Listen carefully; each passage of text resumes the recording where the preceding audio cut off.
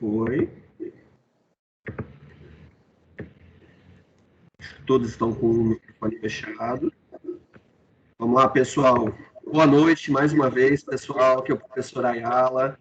Nós estamos aqui para mais uma palestra, agora com a nossa convidada, Eloá Manuel. A Eloá, ela é bacharel em administração pela UFRJ, né, pela Universidade Federal do Rio de Janeiro, mestre em engenharia de produção pela COP, especialista em políticas públicas pelo EPP e UFRJ e assessora de auditoria interna do BNDES. Eloá, fica à vontade para apresentar aí a palestra para os nossos alunos, ok? Tá bom. Obrigada, Ayala. Eu vou pedir para você me sinalizar visualmente se precisar interromper a apresentação, porque eu não vejo o bate-papo, não vejo as pessoas nem nada. Então, eu vou agradecer um tchauzinho seu se alguma coisa acontecer. Fica tranquila tá que bom? Eu comento aqui. Ah. Boa noite, então, para você, boa noite aos alunos, a todos vocês. Eu quero agradecer a Ana, né, pelo convite, né, peço que você remeta o meu agradecimento a ela. Te agradeço aí a mediação do trabalho, da nossa palestra. Eu espero, né, que os alunos estejam aproveitando bem essa semana da gestão aqui da Unicarioca. Eu não coloquei no currículo, mas eu já fui professora da graduação tecnológica na Unicarioca. Eu era professora do curso de empreendedorismo, então estou em casa. Eu vou agradecer aqui aos colegas, Daniel, Lucas, Bruna, Tiago, Jean, enfim, eu não vou listar, né? Tem 37 alunos online agora, mas eu vou quero agradecer a todos vocês pela presença, né? E para a gente conversar um pouquinho sobre os controles internos e o seu papel estratégico nas corporações hoje em dia. Eu não consigo ver a carinha de vocês, então eu peço que vocês coloquem no bate-papo caso queiram. Eu acho que estamos vivendo um momento em que essa resolução de EAD, e aí a gente remete um pouco para o tema da semana, né? Como é que a gente resolve as questões das nossas corporações em tempos de crise, né? Assim, né? EAD e uma aula virtual, uma palestra virtual é uma solução em tempos de crise. Esse é um tema que outros colegas, né, fizeram vocês refletirem sobre empreendedorismo e inovação, e a gente vai trazer agora ao controle. A Ana, como a Ayala comentou, eu sou administradora de formação. Vou aproveitar agora, aliás, para parabenizar todos vocês pelo dia de ontem, que foi o dia do administrador. Então, eu sou administradora, fiz o meu mestrado em engenharia de produção, mas não saí muito do nosso caminho de gestão, né? Trabalhei também com teoria organizacional na minha dissertação. E fiz um mestrado em políticas públicas com foco para controle nas entidades e nas organizações da administração pública. Eu imagino, né, eu não sei qual é o currículo completo do curso de vocês, mas é importante a gente entender que não existe somente o mercado privado, né? O nosso entendimento de administração, como no geral, e aí o controle vai ter esse enfoque também, a gente precisa entender que o mercado de trabalho ele tem inúmeras possibilidades. Então, o mercado privado é apenas um deles. O mercado público, que foi onde eu me especializei, é uma outra possibilidade de atuação de vocês. Assim como, por exemplo, produção cultural, as pessoas que trabalham com música, ou sindicatos, escolas, né? O trabalho, a gestão de uma empresa de educação, ela também tem as suas especificidades. Então, o controle também vai precisar se adaptar ao tipo de empresa que ele está sendo aplicado. No meu caso, eu busquei estudar e me especializar no controle na administração pública, mas eu acho que a gente pode conversar sobre qualquer mercado. Se a gente tivesse presencial, eu ia perguntar um pouquinho onde cada um trabalha, não sei o quê, mas fica aqui apenas a reflexão para vocês entenderem que o tema de hoje, o tema da semana, se aplica a qualquer mercado de trabalho que vocês estejam buscando se inserir ou já estejam inseridos. Eu trabalho hoje na auditoria interna do BNDES, eu sou auditora e aí quero, né? Por isso essa conexão, porque a auditoria interna ela é uma das formas de controle nas organizações. Eu não sei, né? Quem já vivenciou aí, né? A gente tem uma reunião com a auditoria interna. Em geral, a equipe de controle ela tem essa ênfase. Aí, para a gente inserir o tema de controle, né, na nossa vida e no nosso cotidiano de administradores, eu vou resgatar um conceito muito básico que vocês devem ter visto lá no primeiro semestre da faculdade, do curso de vocês, que é a inserção, né? É a existência das 4 funções da gestão. Clássico: planejamento, organização, a direção, que algumas pessoas chamam de coordenação ou de liderança, e o controle. Essas funções e essas dinâmicas da gestão, elas trabalham para quê? Para que a organização possa cumprir a sua missão. Eu vou resgatar um pouco mais isso adiante, mas é importante que eu comece a sublinhar isso agora, né? Essa questão da integração das funções da administração com a missão da empresa, ela é uma expressão fundamental do propósito da organização. Eu acho que são conceitos que a gente enfatiza, né? A conexão da gestão com o propósito da organização. E, em último caso, eu não gosto, eu gosto de enfatizar nas palestras, nos meus contatos, que, além do propósito da organização, a gente tem que ter em vista e estar consciente de que cada indivíduo na organização tem a sua vocação, né? E isso tudo tem que estar integrado. Então, o propósito da organização e a vocação de cada indivíduo nessa organização. Então, eu tô começando a delimitar um espaço aqui do nosso conceito da palestra. Então, essas 4 funções foram uma forma, né? São um conceito. Tem um mosquitinho dentro da minha casa, gente. Se aparecer um bichinho. Essas 4 funções da administração pública, elas são conceitos, elas foram uma divisão arbitrária de melhor funcionamento da gestão de uma corporação. Lá no passado, não era dividido assim, né? Se a gente for buscar séculos atrás, né? Não havia uma divisão nas corporações, no trabalho das empresas, aí eu vou citar um pouquinho, não havia assim, planejamento, organização, liderança e controle, né? Há séculos atrás, como é que funcionavam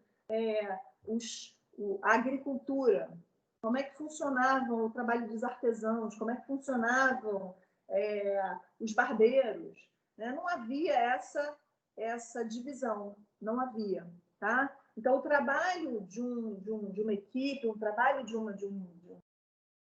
a vocação e o propósito de um empreendimento, ele era integrado, né? Ele era unificado. O artesão, ele não ficava dividindo na cabeça dele, não, eu vou planejar isso, eu vou coordenar, eu vou liderar. Não, eles executavam todas as atividades de forma integrada. É importante sublinhar que eu não estou dizendo aqui que uma coisa é melhor que a outra. A gente viveu e vive benefícios muito grandes dessa divisão e dessa organização das funções da gestão. Muitos benefícios, mas a gente tem que estar ciente de que houve uma separação e que naquela época era integrado e que esses artesãos, esses barbeiros, esses músicos, né, eles tinham um contato direto com o seu cliente. Eles integravam as suas atividades e tinham contato direto com o seu cliente. Por isso, por que eu estou falando sobre isso? Porque eu quero trazer um segundo conceito, que é um trade-off para a nossa consciência de trabalho.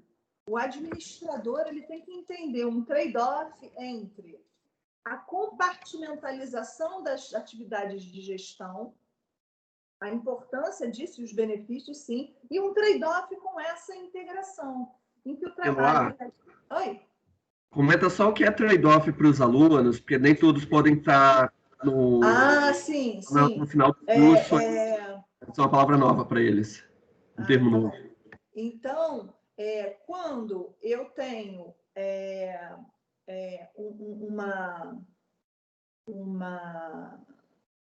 eu vou tentar lembrar, ativar o conceito de trade-off. Uma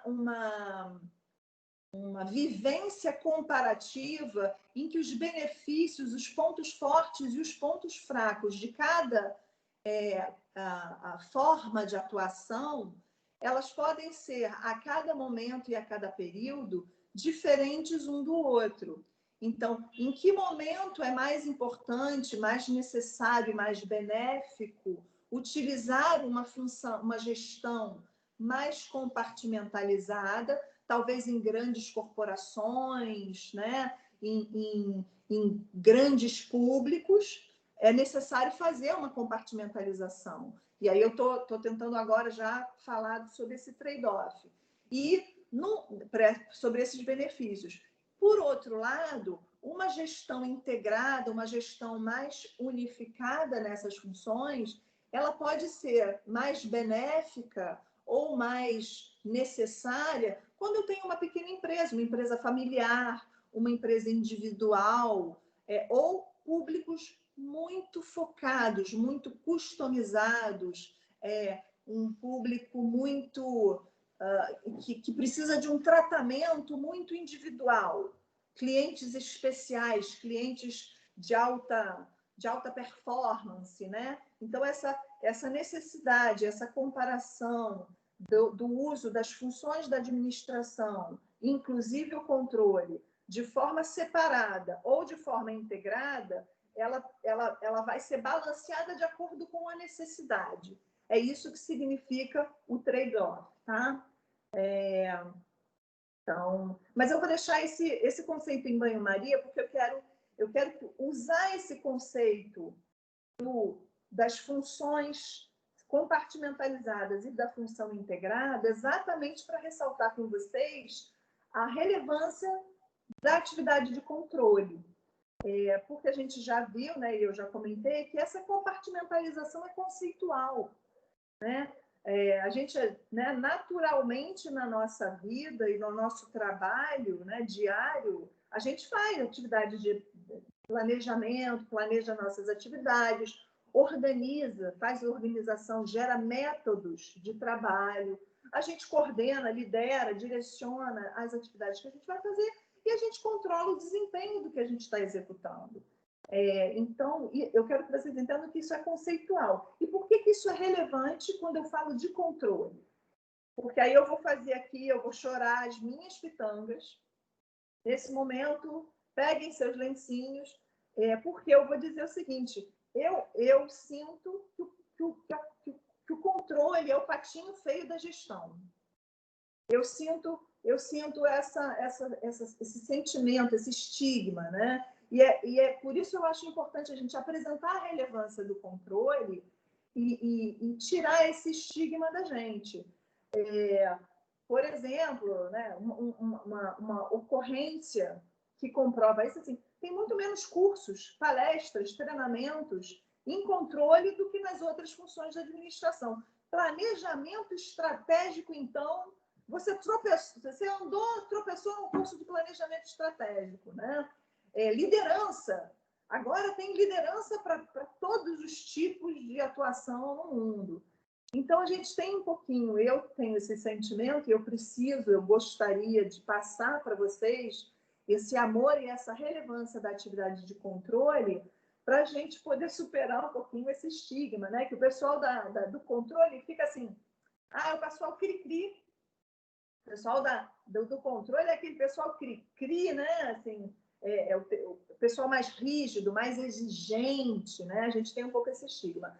Mas por que eu quero? A relevância, a importância do que a gente faz, e aí eu quero dedicar um tempinho da nossa conversa falando sobre isso, é quando os alunos e os profissionais, eles conseguem entender, reintegrar as funções da administração aí eu estou tentando reintegrar essas funções da administração e vincular essas funções ao propósito da administração, ao propósito da empresa, e inclusive da vocação dos funcionários, da vocação dos indivíduos que eles estão lá, aí a relevância do controle se apresenta. Por quê? Eu vou fazer o raciocínio devagarzinho, tá? O trabalho do controle, ele tem... A gente pode trazer aspectos operacionais, a gente pode trazer aspectos estratégicos e a gente pode trazer aspectos do controle relacionados ao propósito da gestão da empresa, do propósito da empresa. Então, eu vou já dar a frase final e o que eu quero dizer. O controle, função de controle, na sua essência mais holística, digamos assim, na sua visão mais integrada, mais sistêmica, ele vai ter o objetivo de trazer a organização para a sua essência. A organização, o controle vai fazer com que a organização volte a ser aquilo que ela realmente é. Então, vou voltar atrás e dizer para vocês como é que eu cheguei aí. Então, o objetivo do controle não é dizer o que está errado. Não, né? Assim, muitas pessoas acham que o objetivo do controle é dizer o que está errado. Não, não é. Eu quero que vocês entendam que o objetivo do controle é fazer com que a organização volte a ser aquilo que ela é. Vou até me empolgar e fazer isso para os indivíduos, assim. Quando um indivíduo tenta dizer assim, eu preciso me controlar, o que ele está dizendo? Que ele quer se centrar, ele quer se colocar de volta naquele local em que ele se sente confortável. Então, a gente pode dizer que dentro de uma visão sistêmica da administração, o conceito de controle traz a organização para o seu próprio propósito, para a sua própria essência. Então, já dei o final, o conceito final, e eu vou dizer como é que eu cheguei aí. E aí é importante que a gente tenha...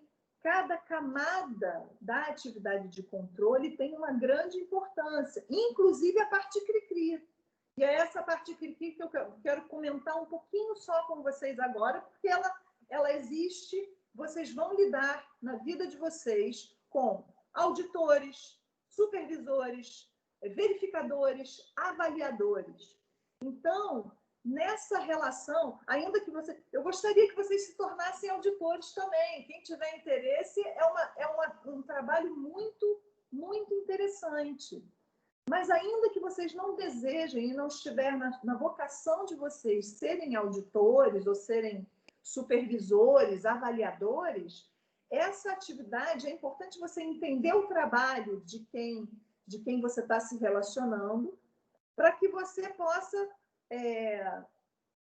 dialogar com os seus pares de forma mais útil e não ter uma relação ruim com esse controle, né? Um relatório de auditoria, quando vem com muita crítica, é sempre um problema para o chefe.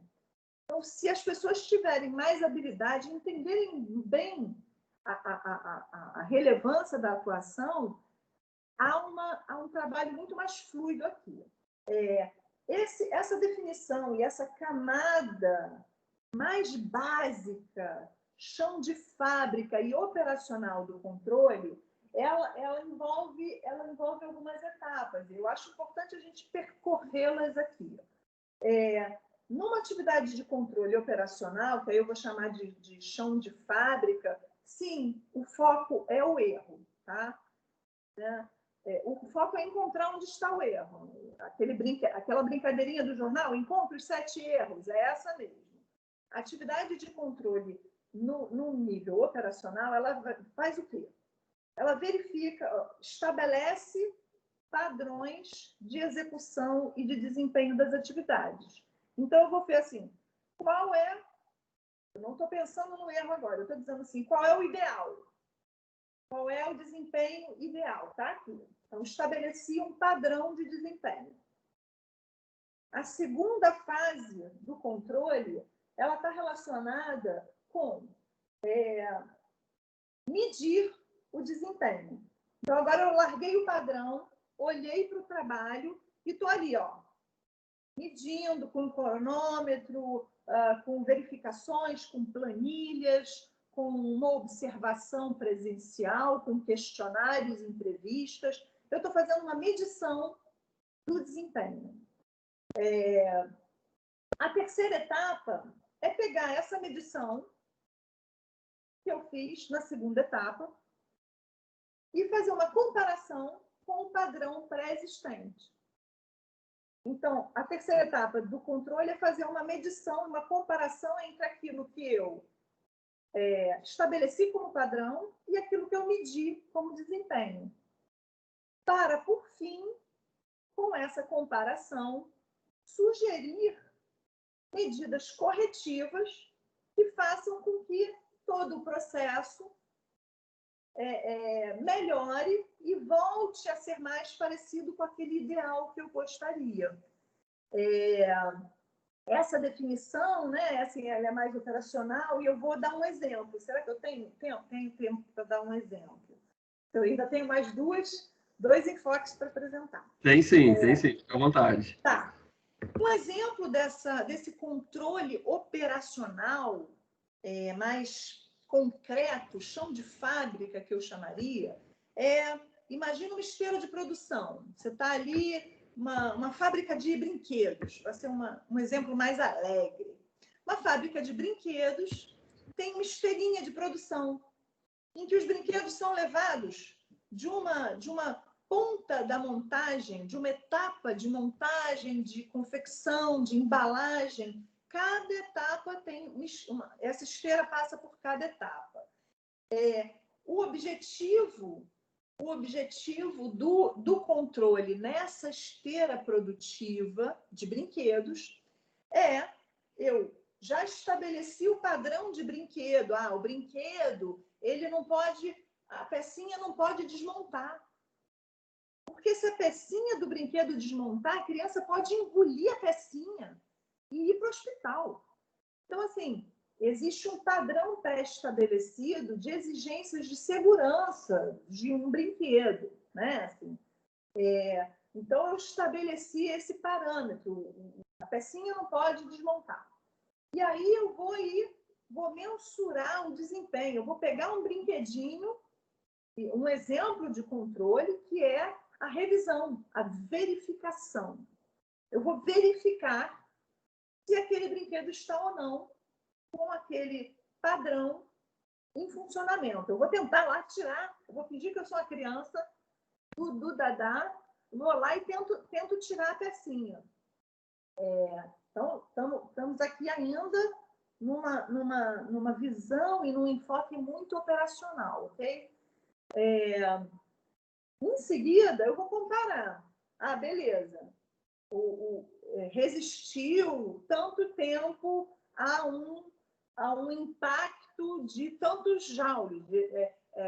O brinquedinho realmente resistiu a uma pressão de tanto E aí uma criança não tem tanta força. Pô, precisou de 100 quilos ou de cair de um prédio de 12 andares para o brinquedo quebrar. Maravilha, tá ótimo. Então, eu fiz uma comparação em seguida do que a gente mediu com o padrão pré-estabelecido. Se houve um erro nesse processo produtivo, nessa esteirinha de produção, quebrou lá o brinquedo, eu vou sugerir uma medida corretiva. Eu vou dizer assim, olha só, não pode usar cola, né, cola tal. Vocês precisam usar uma cola mais resistente para grudar isso aqui lá, ou tem que ser parafuso. Eu vou sugerir uma medida corretiva.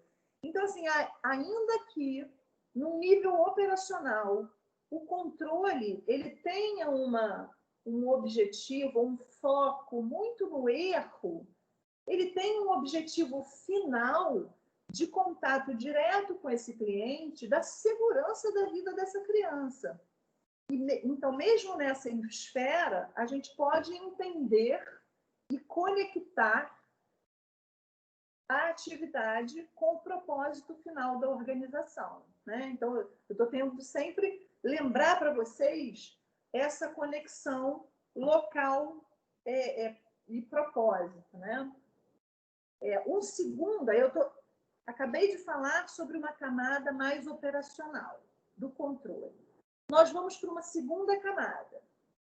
Nós vamos agora pensar numa camada do controle que eu já estou falando de mais estratégico. Eu estou ampliando esse entendimento e estou indo para uma linha mais estratégica, em que eu já conheço a estratégia da operação, da organização, eu já sei como ela opera, eu já sei que a empresa de fábrica de brinquedos ela quer vender 10 mil brinquedos no próximo Dia das Crianças, né? Então, eu já estou com objetivos.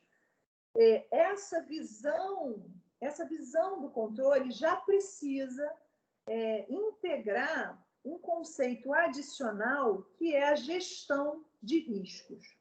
Eu saí do enfoque no erro, e aí agora o enfoque desse trabalho é mais no risco. Aí eu não sei, né? Já que o Ayala falou para eu trazer e citar quais são os conceitos, o que é um risco?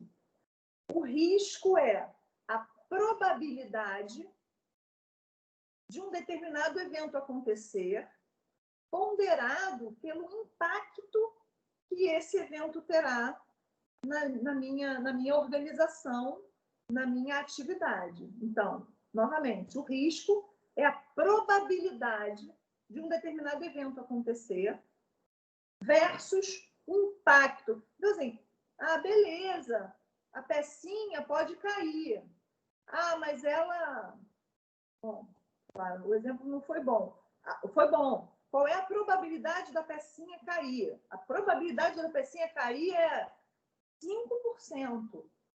E o impacto da pecinha cair é uma vida, a saúde de uma pessoa. Então, assim, essa ponderação de riscos, não, a embalagem estava rasgada, ou pode rasgar, isso é um impacto menos relevante. Então, quando a gente entra na segunda camada de avaliação de riscos, eu já entro em riscos estratégicos e em controle estratégico, eu já começo a falar de gestão de risco. Tá? Nessa parte de gestão de risco, a gente já começa a pensar em fatores internos à organização e externos à organização. Então, eu já abro a minha visão para fora das minhas atividades, eu olho para o mundo e penso o que dentro da organização impacta o meu trabalho e o que fora das organizações impacta o meu trabalho. Fatores internos e fatores externos. Por que essa ampliação da visão é importante? Porque a gente começa a ter ciência, a gente, né, todo mundo sabe que a gente não pode, isso é impossível você controlar 100% das ocorrências. Cara, ninguém controla 100% das ocorrências. Então, quando você entende isso, não dá para ter controle total das coisas, você começa a pensar, não, então vamos gerenciar os riscos, né? E aí você começa a pensar em sistemas, processos, metodologias, políticas e numa governança para gerir as atividades da empresa, para que esses riscos sejam diminuídos, tá? Para que a nossa organização possa sobreviver e cumprir seu propósito. Então, deixa eu ver aqui. Essa esfera de estratégica do controle, ela é um pouco mais dinâmica. Você vê que eu saí de uma esfera mais concreta, né, uma esfera muito produtiva, mais de chão de fábrica ou contato direto do serviço, para uma esfera um pouquinho mais conceitual, que é a esfera estratégica. Nesse local, a gente precisa fazer o quê? A gente precisa entender os riscos, todos os riscos que a organização vivencia, pensar, além de pensar os riscos, pensar nos cenários que a organização vive. Um cenário. Quem, há um ano atrás, imaginava que nós vivenciaríamos o cenário que nós estamos vivendo hoje em dia? É uma coisa que poucas empresas estavam plenamente ou preparadas para vivenciar. Existe uma exigência para alguns tipos de organização, e aí é só uma... Vocês não precisam gravar essa informação, né? Assim, é uma particularidade. Algumas empresas são obrigadas, neste nível do controle, a criar um sistema de gestão de continuidade de negócios. Ali listando, por exemplo, se acontecer um furacão, se houver um terremoto, se o prédio da empresa cair, né? Assim, o que a empresa faz se houver uma descontinuidade de negócios? Essa exigência, ela começou a ser muito debatida e ampliada nas organizações um pouquinho depois do 11 de setembro, né? Que a gente, amanhã, no 11 de setembro, tendo ocorrido o que ocorreu, muitas empresas que trabalhavam com finanças tiveram os seus centros de processamento de dados destruídos. Então, muitas informações foram perdidas.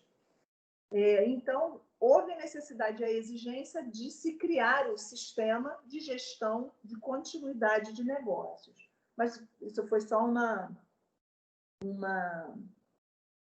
um detalhezinho curioso. Aí, para trazer um exemplo para vocês, né, eu usei o exemplinho da esteira, mas agora eu queria pensar num conceito, né? Quando o planejamento estratégico cria uma oportunidade ou define um destino para aquela empresa, ele estabelece ali uma metas, indicadores de desempenho, e aí a gente vivencia um navio, a organização é um navio e ela vai se direcionando para aquela meta que a equipe de planejamento estratégico definiu. Então, você vê que eu não estou tratando de um processo produtivo, estou dizendo assim, olha, a organização ela deseja rumar, se direcionar, se destinar para aquele local. Ela vai mudar o seu âmbito de trabalho, ela vai incorporar determinadas determinadas outras atividades, sei lá, a Unicarioca vai passar também a oferecer serviços de música, de streaming musical, sei lá. Quando uma empresa decide ampliar as suas atividades, essa atividade de controle e de planejamento estratégico ela é mais conceitual, tá? A gente ruma para uma meta que é pré-estabelecida pela gestão, pelo presidência. O que o controle, qual é o papel do controle nesse nível mais estratégico, né? Quando a gente vê aqui. Um dos objetivos do controle nesse nível é tá bom, o planejamento estratégico disse que eu quero chegar ali, mas a ponta do navio está indo para cá. No caso, a organização. Então, assim, o planejamento estratégico disse que eu preciso ir para lá, mas a ponta do navio está vindo para cá. E aí, bom, o que o controle vai dizer? Olha, está na hora de virar o leme para cá, meu amigo, porque para lá você vai para outro lugar, né? Então, nesse caso, o controle ele vai direcionar as atividades da empresa para encontrar esse rumo que foi pré-estabelecido. Outra forma de pensar o controle nesse momento começou um maremoto, né? Estamos, ou no caso, o navio está num maremoto, as organizações estão no meio de uma pandemia. Então, qual é o papel do controle nesse momento? Ele vai buscar todos os seus processos e análises e cenários, que eu falei para vocês no início, né? Assim, quando eu estava falando de qual é o objetivo do controle aqui, é definir cenários, né? Possibilidades de atuação. O controle vai buscar os cenários possíveis e identificar as metodologias e os processos que ele se definiu caso acontecesse aquilo. Então, o controle é bem mais complexo, tá? A gente entra em maior complexidade. É um nível de atuação do controle que é bem mais complexo. Luá, nós temos uma contribuição aqui da nossa aluna, né, da Andressa, ela está falando essa questão de rendimento, né, muito atual em meio a tudo que está acontecendo, né, na pandemia. Quando você diz aí que o navio ele tem um determinado rumo, tem uma determinada trajetória, e aí está indo para o outro lado. Essa metáfora ela é super interessante, né? Vamos realinhar. E aí, não vamos esperar lá na frente chegar. Eu tenho que chegar Lisboa, fui chegar em Cape Town. Tinha que chegar na Europa, cheguei lá na pontinha da África, né? Pô, aí o controle vai identificar isso, né? Que infelizmente é errado, foi errado. Não vamos deixar para identificar isso lá no final. Vamos fazer isso durante o processo para realinhar. Bem bacana. Obrigado, Andressa. É isso aí. Podem participar, tá? Os alunos podem. Ótima observação. Foi uma ótima observação. Podem comentar aqui se tiver alguma dúvida. Andressa, adoro, quiser contribuir. Eu, inclusive, vou aproveitar e a Andressa, ela trouxe um conceito que é nesse nível do controle, que eu ainda nem tinha falado, que é a antecipação. Enquanto no processo de controle mais operacional, eu vou verificar. Eu verifiquei aqui que ocorreu um erro, que o processo não estava direitinho. Então, a Andressa nos lembrou que, num nível mais estratégico, o controle ele está olhando lá na frente. Ele disse assim, planejamento estratégico disse que era para lá, ó, para lá. Ué, mas a organização está vindo para cá.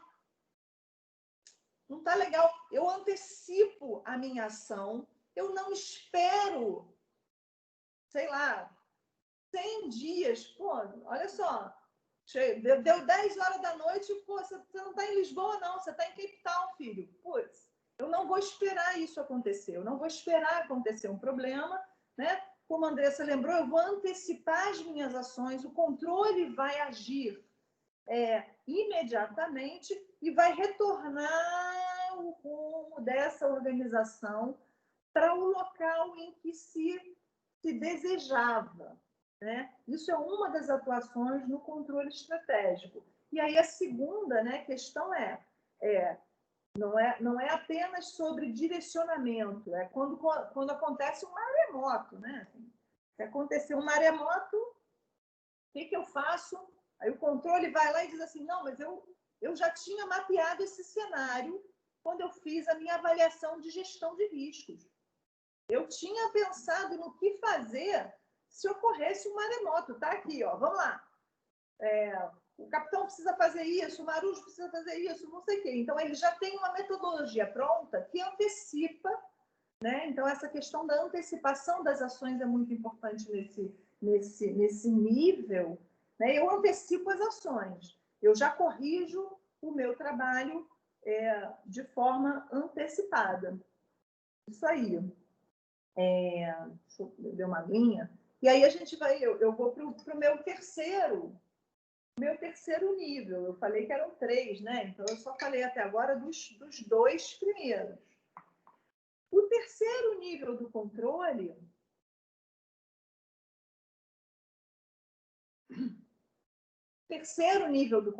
aí eu voltei a subir de mais sutileza nas atividades desse controle. Eu estou fazendo uma espiral ascendente nos conceitos da organização em si. Eu entro numa esfera de atuação do controle que eu já tinha dado a dica para vocês lá no início, que é o reencontro da organização com o seu propósito e com a sua essência. E também dos indivíduos que lá trabalham com as suas vocações. Então, faz parte também do controle fazer uma avaliação das estratégias. Então, eu subi, eu elevei o meu olhar, a minha visão para as atividades de controle, e aí agora eu vou olhar as estratégias da organização e vou me perguntar: as estratégias que a organização está criando para si estão alinhadas com a sua essência, com o seu propósito, com a sua visão de futuro, com a sua missão? Então, eu passo a não pensar mais... Teve um probleminha aqui, né? Mas estão me ouvindo? Sim, estou te ouvindo. Tá bom. Então, eu não... vou voltar, vou me repetir um pouquinho, mas aqui eu preciso retomar. No controle, que aí eu vou chamar de controle holístico, ou um controle disruptivo, ou um controle de propósito, o controle vai avaliar se as estratégias, metas, indicadores dessa empresa, dessa organização, dessas corporações, se eles realmente estão alinhados com a essência, o propósito, a missão, a visão dessa empresa. Porque, olha só, o planejamento estratégico da empresa pode ter dito, olha só, vai para lá. E o controle estratégico pode ter dito assim, não, você está indo para lá e eu quero corrigir. Mas existe uma camada de controle, que é o controle mais essencial, que ele também avalia. O planejamento estratégico diz que a gente precisa ir para Lisboa. Mas essa empresa aqui, ela é uma empresa que fabrica yakisoba. Sei lá. O nosso destino final deveria ser a China. A gente vai verificar se essas metas que foram estabelecidas pela direção pelos administradores estão realmente alinhadas com a essência da empresa. Imagina, vocês estão aí na Unicarioca, né? Imagina se o reitor da Unicarioca começasse a dizer para o Ayala, ele vai dizer para o Ayala, Ayala, para de projetar as palestras e você vai agora começar a produzir almofada. Tá, Ayala? Nossa estratégia agora é produzir almofada. O controle, ele vai avaliar e dizer assim, esse planejamento estratégico não está direito. O planejamento estratégico mandou fazer 500 almofadas, mas essa empresa é uma empresa de educação. Eu tô sendo muito óbvia nesse exemplo, mas é porque é mais fácil quando a gente faz uma coisa muito diferente, né? Dentro das organizações, a direção, que é uma das atividades, e o planejamento, às vezes fica tão focado em atingir uma meta que esquece o que aquela empresa significa, o que ela faz, qual é o valor daquela organização para a sociedade, qual é a essência que aquele trabalho daquelas pessoas vai ter e o impacto desse trabalho no mundo. Então, cabe ao controle fazer uma retroalimentação disso, parar todos os outros e dizer assim, olha só, funções, não é para ir, não. Eu preciso retornar para a minha essência, para tudo. Esse planejamento estratégico não nos leva para onde a gente quer. Ele pode levar para onde vocês determinaram que é, mas ele nos tira da nossa essência. Ele nos tira do nosso propósito. Ele não está alinhado por aquilo que a gente vê no mundo. Em geral, muitas vezes, essa atuação está mais ligada a questões éticas, a questões ambientais, a questões mais conceituais e de atuação. E aí exige, novamente, um controller, né? A equipe que trabalhe com o controle, com a auditoria, muito fortalecidos. Tanto que, e aí eu vou trazer um pouquinho para o meu trabalho, tanto que as atividades de auditoria interna não são vinculadas administrativamente ao presidente da empresa. Em geral, a auditoria interna ela está ligada ao conselho de administração ou à assembleia de acionistas.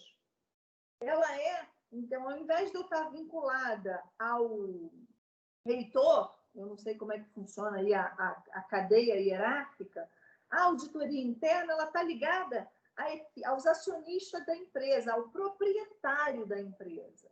Ela precisa desse fortalecimento da equipe para poder dizer, olha só, esse planejamento estratégico não está legal, ele nos tira do nosso local de essência, né? Então, novamente, trazendo para uma visão de indivíduo, né? Esse conceito do controle mais sistêmico é uma forma de que atividade na vida da gente a gente usa para nos trazer para a nossa essência. Às vezes a gente faz terapia ou conversa com os amigos. Qual é a atividade de controle que a gente faz para se centrar, para voltar? Por exemplo, eu sei que na Unicarioca vocês têm disciplinas que falam sobre orientação vocacional, correto? Então, essa orientação, né? É um serviço, na verdade, é um serviço. É um serviço. Mas o planejamento de carreira também tem um certo direcionamento, né? Tem esse suporte. Tá. Então, não no nível dos indivíduos, né? Não das organizações, a orientação vocacional seria o que eu trataria como um controle individual, um controle mais conceitual e essencial. É aquilo que me traz de volta para o meu propósito de vida, para a minha visão de mundo, para a minha vocação. Tá? Eu abordei aqui todos os temas que eu queria trazer para vocês. Tá? Eu quero ver aí com a Ayala se a gente abre para alguma pergunta, se está tudo bem, Vamos, se tem algum... vamos abrir sim. A Maria Clara, ela fez um comentário, não quis interromper a sua fala, né? A Maria Clara postou assim: pois é, não adianta ter um planejamento estratégico, mas com foco totalmente fora da empresa. Foi um comentário muito bacana, né? A questão do controle aí alinhado ao planejamento estratégico, né? Novamente. Na verdade, foi a Ana Clara, Maria Clara? Maria Clara. Maria Clara, pelo que eu entendi da observação dela, ela está já num nível de controle essencial, assim, a força, a relevância do controle, o fortalecimento das atividades de controle nessa esfera, elas nos ajudam a encarar um planejamento estratégico feito desalinhado com o propósito da organização, né? Com os valores que eu quero gerar para o mundo, com a visão que eu tenho de futuro. Né? Eu agradeço aí a Maria Clara pela observação. É exatamente isso, sim. Eloá, eu tenho uma colocação aqui, foi até experiência própria. Eu trabalhei numa empresa como auditor, né, interno também, uma rede de restaurantes aqui no Rio. E aí tinha acabado de entrar na empresa, assistente do presidente. E aí imagina fazer uma auditoria, como você disse, né, o auditor ele é visto assim, pô, já lá vem o chato, vem o cri-cri, é o que vai demitir, né, vai cortar postos de trabalho. Mas tem a visão do presidente da rede na época, era uma visão muito interessante de ensinar, de trabalhar toda a parte documental, né, dos procedimentos. Acho que as empresas e os alunos aqui, a gente aborda isso nas disciplinas, né? O gestor ele tem que trabalhar essa questão do treinamento, da compreensão, né? O auditor vai vir ali para ver se está tudo ok e fazer sugestões para melhorar. Vai ser um carrasco, né?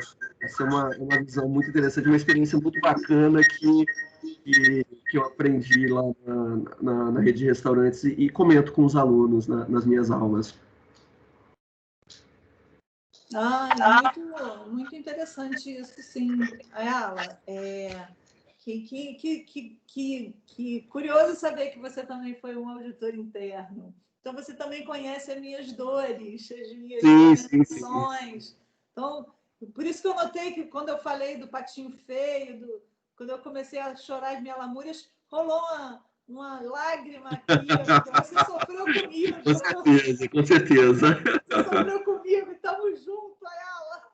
Não, imagina o seguinte, a equipe, né, cozinheiros, ajudantes, garçons comuns, a estratégia da empresa era uma estratégia de custos, né, tudo bem seguro ali, salários, não tinha chefes, assim, chefes internacionais, chefes nacionais, eram cozinheiros que assumiam função de chefes, e aí vem o gerente do restaurante, assim, e os caras ficaram a equipe ficou toda no cantinho, assim, com medo, né? Tipo, eles que vão demitir a gente, vão caçar os erros aqui.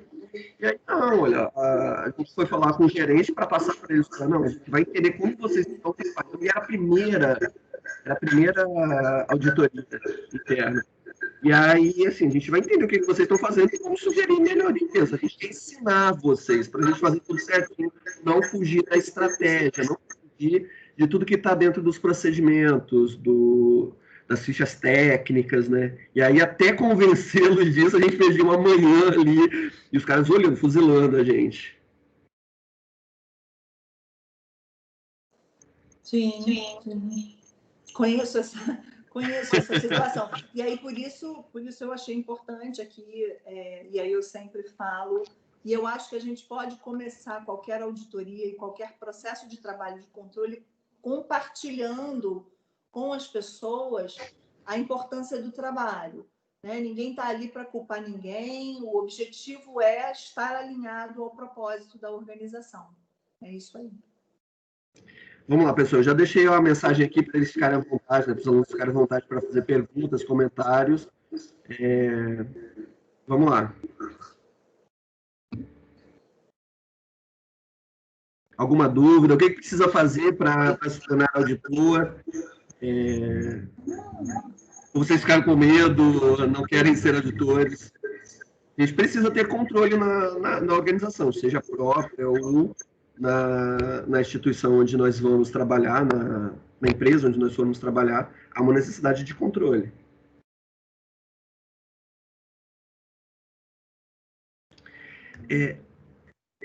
Quando o pessoal comenta aqui, Eloá, eu queria que você fizesse brevemente aí um comentário sobre lá no BNDES, né?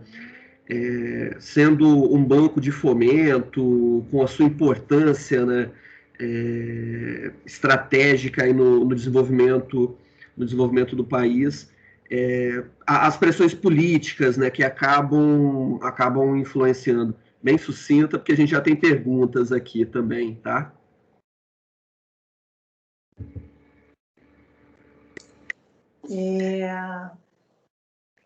Muito boa a sua pergunta, Ayala. Eu agradeço o retorno.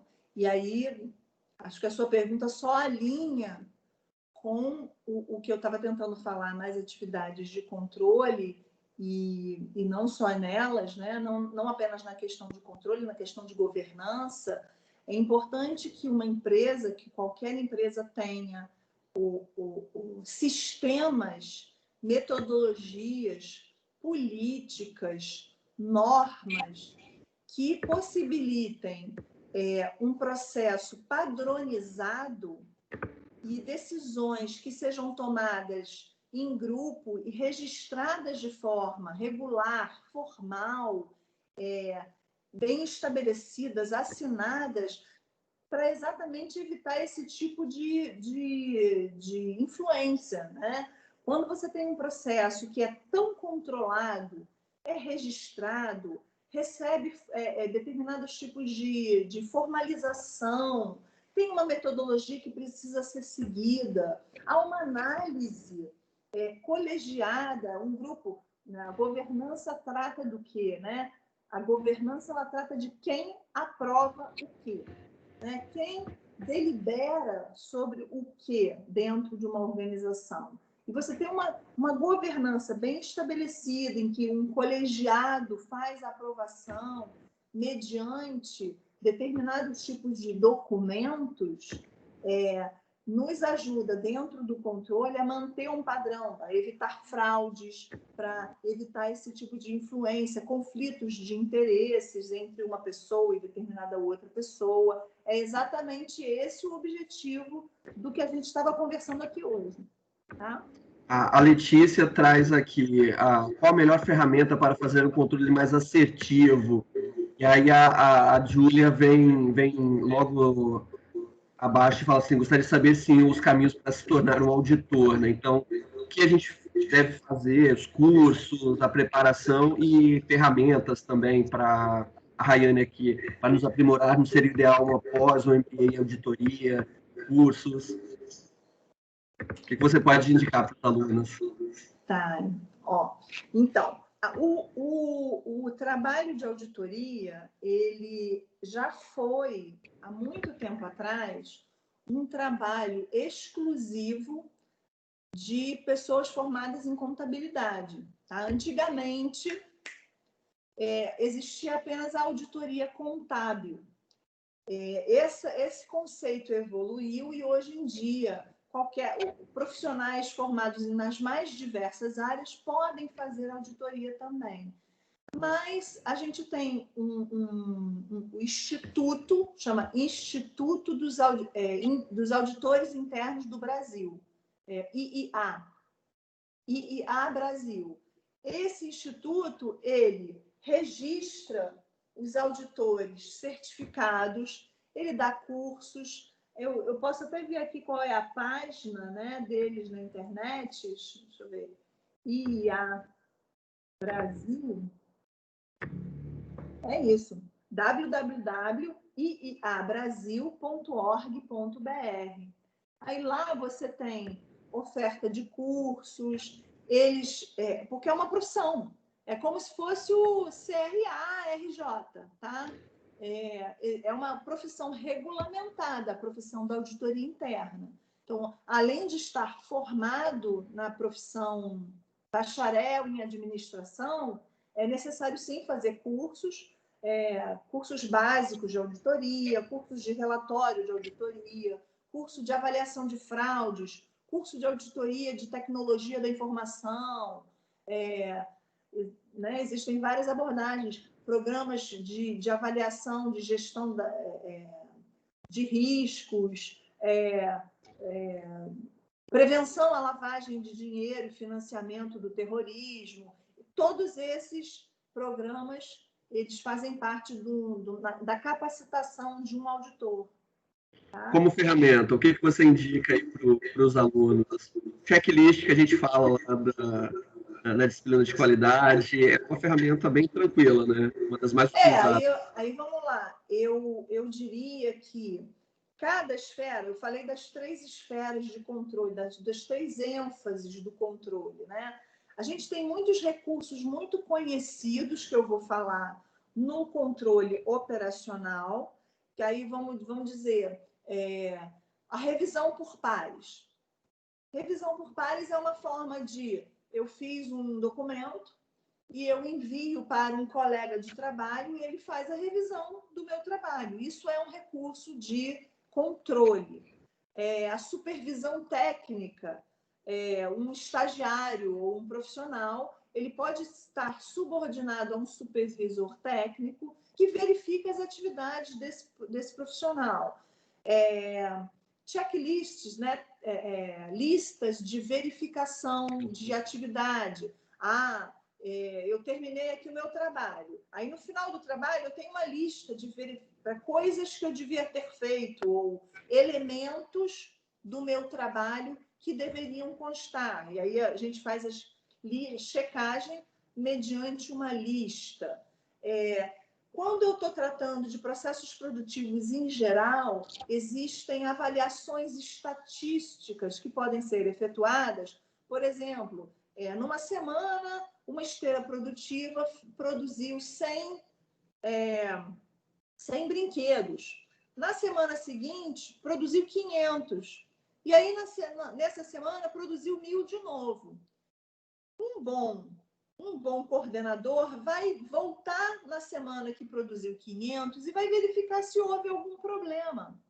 Então, quando você faz uma avaliação estatística do desempenho daquela operação, quantos alunos se formaram, quantos alunos estão faltando na turma, né? Existem estatísticas que podem auxiliar, relatórios estatísticos que podem auxiliar um trabalho de controle. Você foi boazinha quando colocou o exemplo de 500, 100, 500 mil unidades. A gente tem uma máquina, uma esteira, uma linha de produção que produz centenas, milhares, né? A gente vai utilizar uma amostragem, uma técnica estatística aí para facilitar, porque não vai dar para controlar, analisar todas as peças produzidas. Com certeza. Difere, né? Algo que os alunos estudam lá no início do curso na disciplina de estatística. Eloá, vamos encerrar aqui a nossa palestra. Eu gostaria de agradecer mais uma vez em nome do Unicarioca. Você já conhecia a casa, né? Já trabalhou.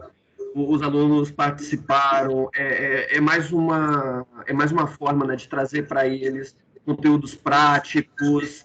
A Rosa está aqui. Rosa é suspeita, Rosa. Um grande abraço, querida.